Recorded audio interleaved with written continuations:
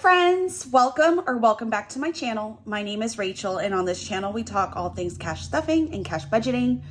And in today's episode, what we're going to do is actually go back to the basics. We're going to talk about what is a budget and what specifically is a zero-based budget, which is what cash stuffing is based on. So grab some tea, grab some coffee, come join me, and I'll see you in a second.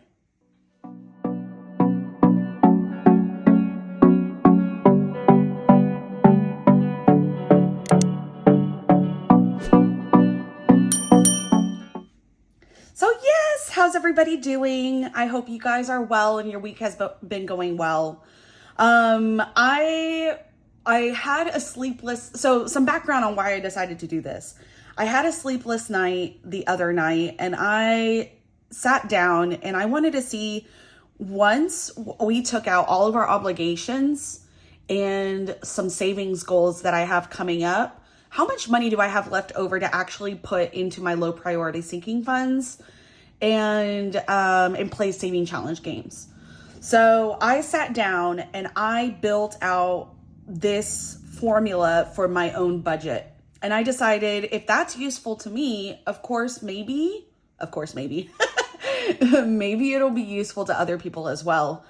And I decided to do a video on this to see, just in case, if it is useful to somebody, hopefully this helps out. So back to the basics. What is a budget? To me, a budget is a plan for you to know where your money's going, for you to document in writing the money coming in and the money going out, and make a plan for that money going out. Now, a zero-based budget is when you do that and you give every dollar a purpose. So every dollar coming in has a purpose and is documented for some sort of goal in your spending / savings.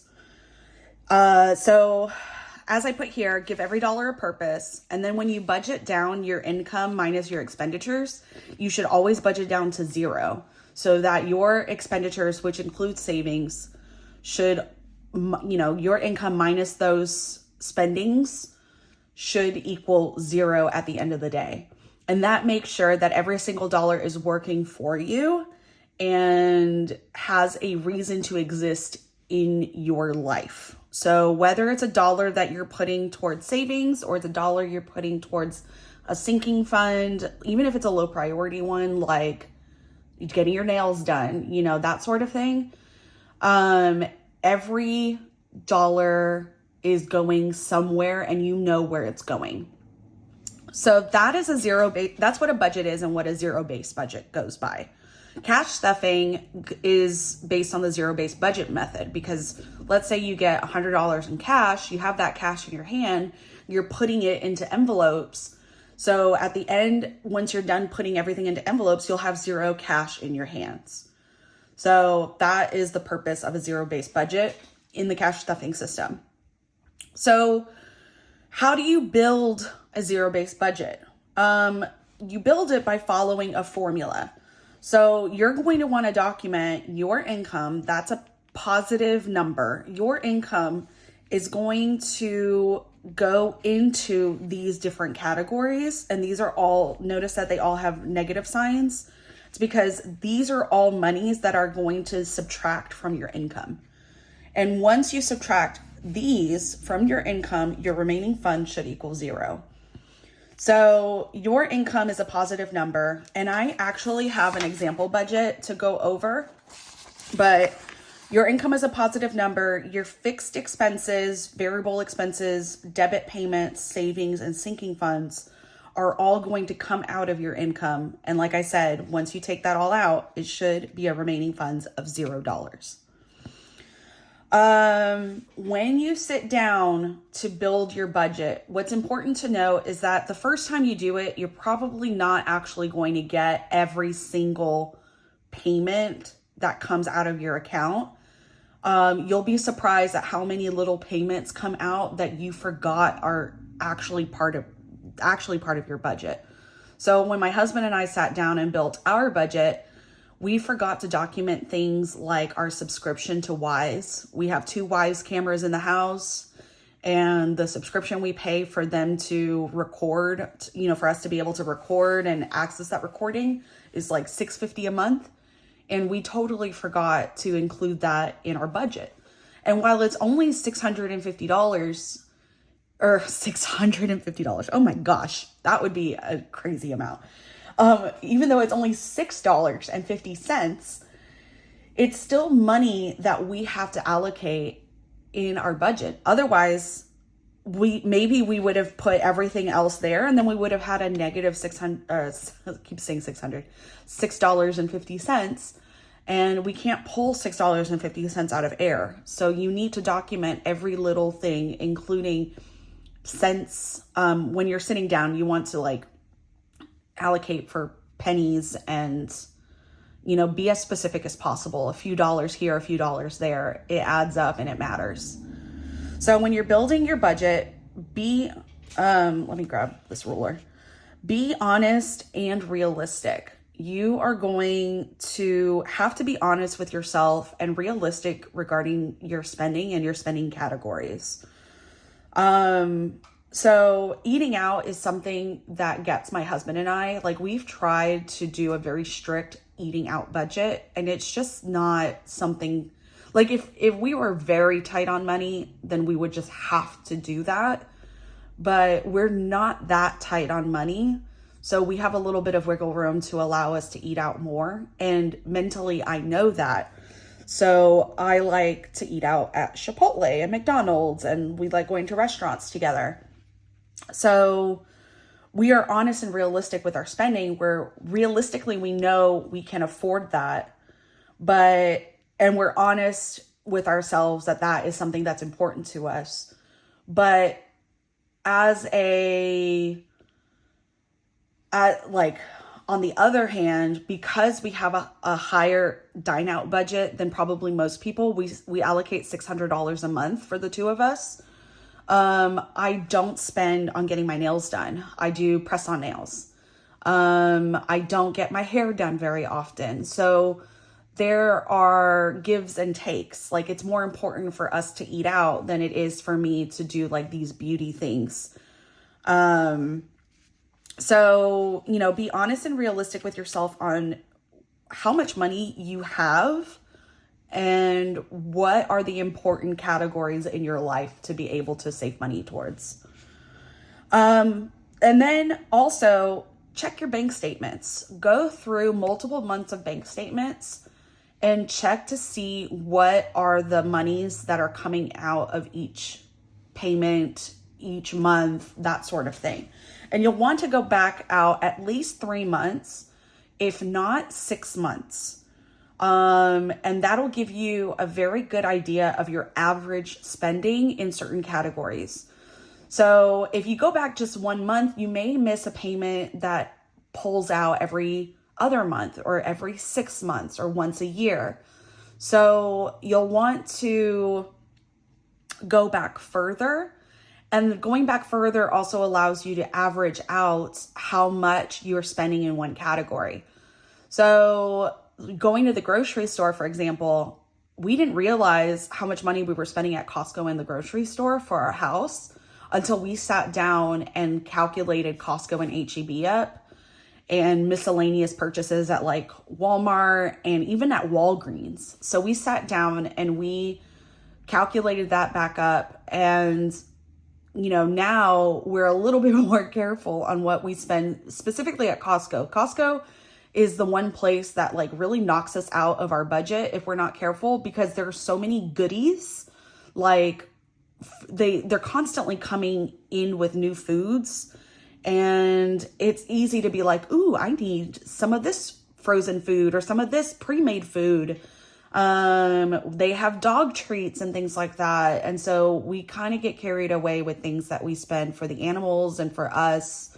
And we forget that even the bulk items that we get for our household, we forget to allocate money for that. And it surprised us in the beginning when we were budgeting.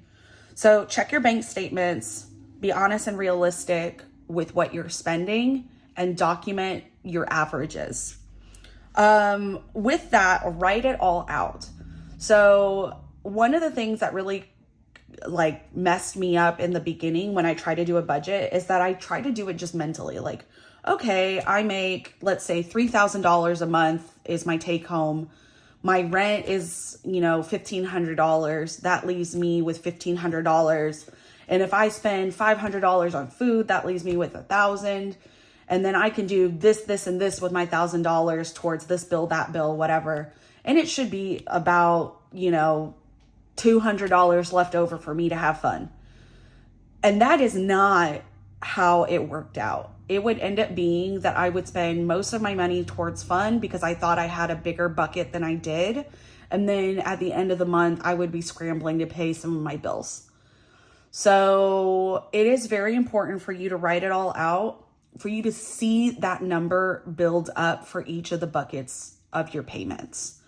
So whether it's your credit card payment, like your debt payments, adding everything up and writing it down so that you can see, okay, your car expense, your credit card, number 1, number 2, number 3, your student loan, number 1, number 2, number 3.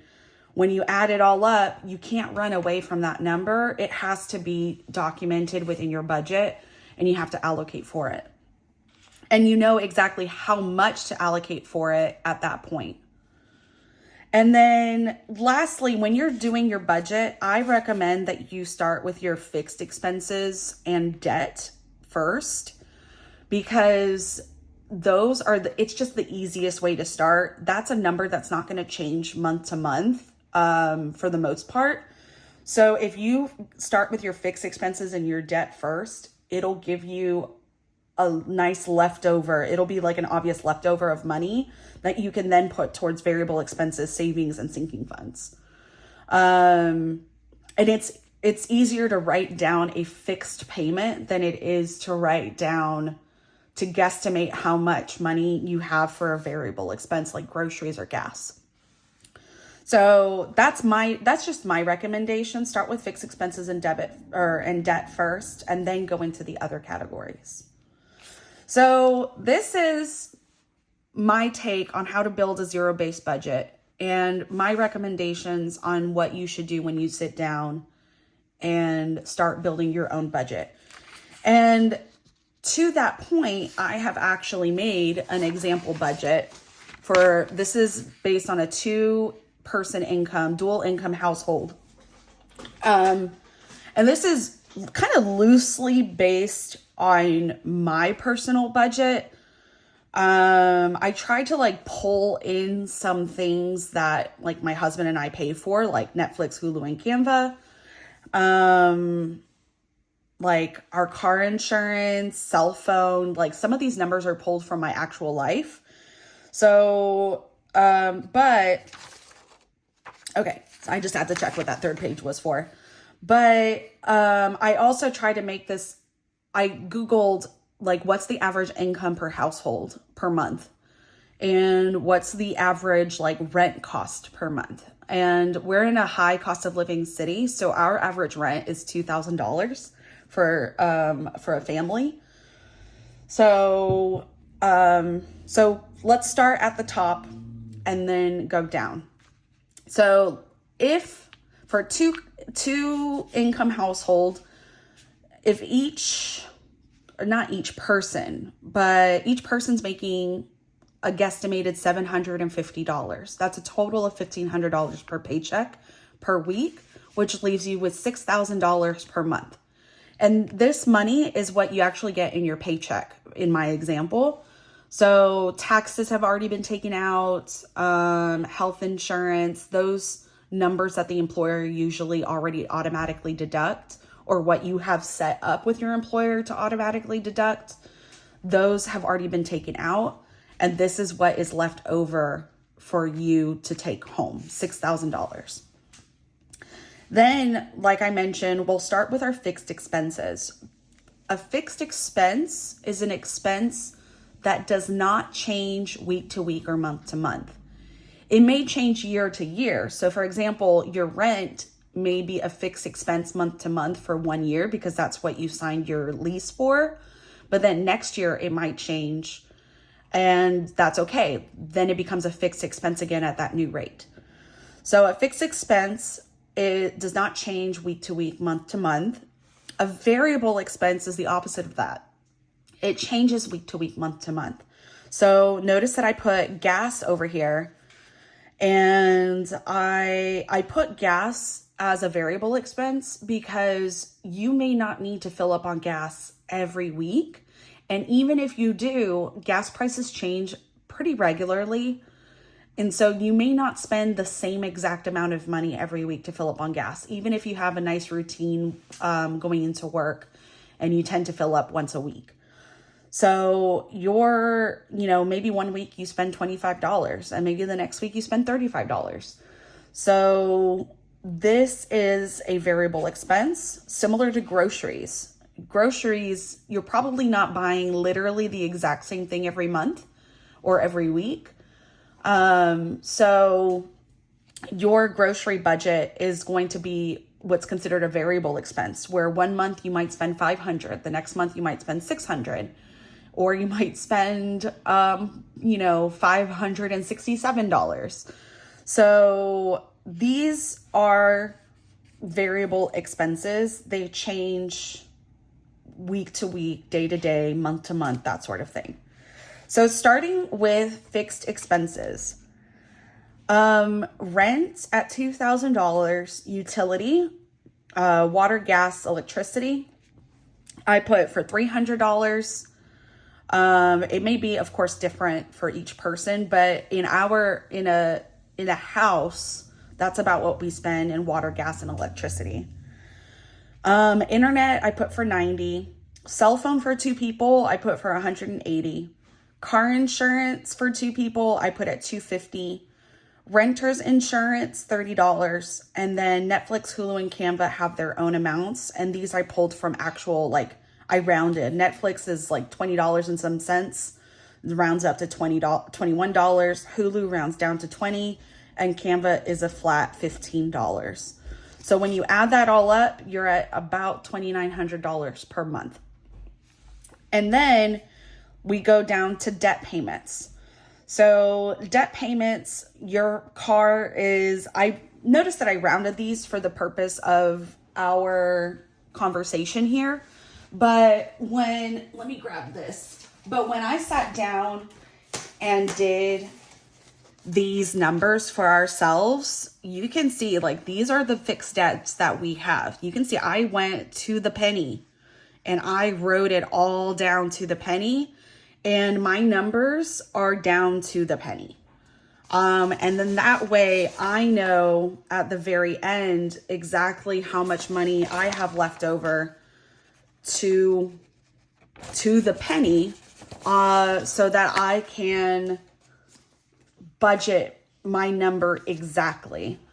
And that's how I prefer to do it. Some people round to the dollar. Some people round to the $5. The aesthetic dollar, she doesn't like handling dollar bills, so she rounds everything to $5. And at the end, it tends to average out where she's not lower than what she needs to be.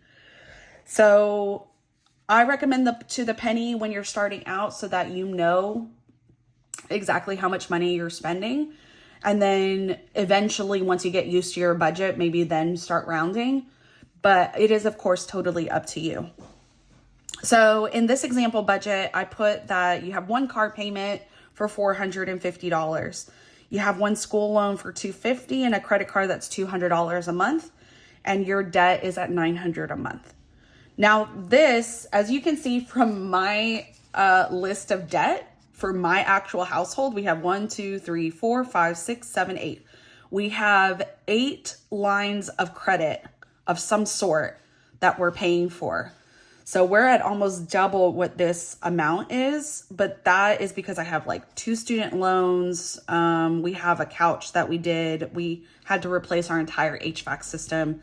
That leads us to $419 a month. We still have that one credit card that we're working to pay off. At the moment, it's charging $50 a month, and we have my car loan. So we have various lines of credit, and but I feel like we probably have more loans and credits than the average person because of necessities with our house that haven't been able to pay out of pocket for. We've had to take out loans. And then of course with me, I have massive student loan debt. So we are paying things slowly with that. So in this example, there are 3 lines of credit, $900 a month. But let's say that and then once you have your fixed expense and your debt, then do your variable expense. Your variable expenses, like I said, are expenses that they do change day to day, week to week, month to month. So I did this based on, a little bit based on my personal budgeting that you guys see in my variable expense binder. So gas and maintenance, we tend to put $150 per paycheck, and we get paid twice a month. So that's $300. Dine out, I put a very conservative amount based on the amount that I see other budgeters use. Most other budgeters budget about $200 to $300 total for dine out. So I put $200 as a stricter dine out budget. Groceries, I put $600, which is what my husband and I spend. Pets, I put $300 a month, which is what my husband and I spent. And miscellaneous, I put $50 a month. So I guess like $12 per paycheck, but it's a total of $14.50 a month in variable expenses. So when you add these up, you have $14.50 plus $29.06. Out of your income, you are spending $4,300, $4,400 a month in expenses, what are considered expenses to live. Then you have your debt. And then once you have fixed, variable, and debt written down, you'll figure out how much money you have left over. So if you have $6,000 minus $29.06 minus $14.50 minus $900, you're left with $744 to put towards savings and sinking funds. It may be more beneficial to you to put your money towards sinking funds. So there are some important sinking funds like yearly payments to like Costco, Amazon, that sort of thing. You might consider that to be like a bill. You have other sinking funds like clothing, especially if you have children. I'm sure you're in and out of that envelope all the time. My husband and I are not. We're adults in our 30s. We have most of the clothes that we need, and we tend to only replace the clothes if something happens to them. So if our shoes rip, if our pants rip, if like I had a cat that she liked eating cloth. She had an issue called pica, which is when you eat things that are non-food, and she would literally chew through my shirts. So then I would have to replace those shirts. But for the most part, we're not in a clothing budget, a clothing envelope that often. So I consider it a low priority, category. But you have $744. So in this example, I decided, well, what if they're pretty aggressive with their savings, this fantasy couple here? So if they're doing this, and this is what I'm planning on doing for our own savings. I want to do Ray Lynn's Birth Flowers 1K challenge and Melina's 5K challenge. So if you split it up, if you're trying to save over the course of a year, that's $83 a month for the 1K and $417 a month for the 5K, which adds up to $500 a month for a total of $6,000 saved for the year.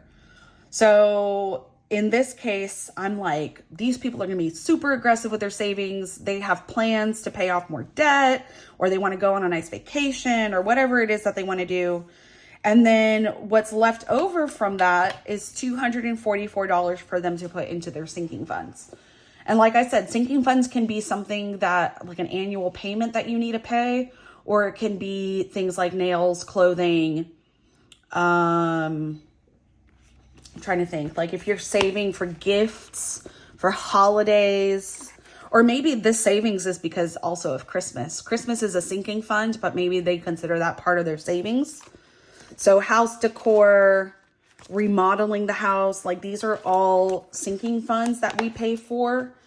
as are our more important ones, like our emergency fund, but I put that under savings here. The Etsy business is a sinking fund. Housekeeping is a luxury, but for us, because we need to pay somebody, we put it in high priority sinking funds. Same with our pest control and our yard people, which I did not include here because in my fantasy couple rents, and that's covered by their landlord. So, so then they have $244 left over. So when you take all of that into consideration in your zero-based budget, you're going to put this all together using that formula. Your income of $6,000 minus your fixed expenses, minus your variable, minus your debt, your savings, and your sinking funds. Every dollar has a purpose. Every dollar is allocated for to work for you in a specific way. And you are left with $0 that are just sitting there. So you have no money just sitting doing nothing. And that is how you build a zero-based budget.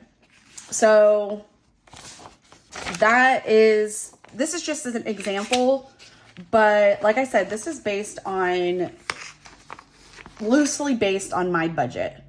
And everybody's budget is going to look differently. My budget when I was by myself as a single person was very, very tight because like I said, I had high student loan debt. I do still, not had, I have. And I literally didn't make enough money to cover all of my expenses. So I had high credit card debt. I had my student loan debt. I was basically playing around like, if this loan is in forbearance, then I can pay this credit card payment. And it was just monstrous. I'm in a better place now because I have a better job. I have more income. And with my husband's income, that really helps as well. So the two of us, we live a pretty comfortable life. We do still have to budget. I'm sure millionaires even budget if they're smart about their money. But budgeting to me has been a tool that has helped us so much. We know where every dollar is going. We know how much we can spend in any particular category. And it really does make us more confident in our spending. Because when we bought the PlayStation 5 during Black Friday, it didn't make us anxious. We saved for that. And so we had money sitting there that specifically allocated, it's tagged for that PS5. And paying for that, I knew that we were still going to be able to pay all of our expenses and debts and dine out and groceries and pet food and all that stuff. So there was no feeling of guilt because we had all of this already planned out, and the PlayStation 5 came out of our sinking funds. So yeah. I hope this was helpful. I'm happy to sit down and budget with anybody, or sit down and talk about it. Like I said, we've sat down and done our budgeting, and I just wrote it down on paper. Like, it's just to show you guys that you don't need a fancy budgeting tool or anything like that. I do have a budget breakdown page that's for sale on my Etsy shop, but I actually opted to just write it all down on paper instead of using that. So just grab a piece of paper and start writing things down, and you guys will have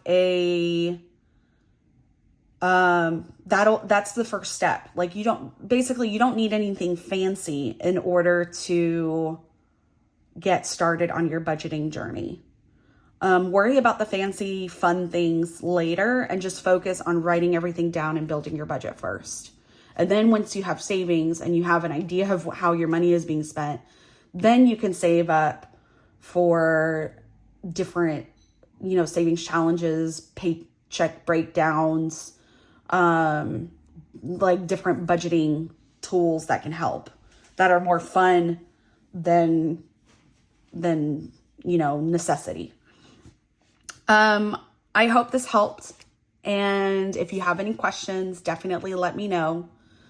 As always, thank you for joining. Don't forget to like, subscribe, comment, and I will see you guys in the next one. Bye.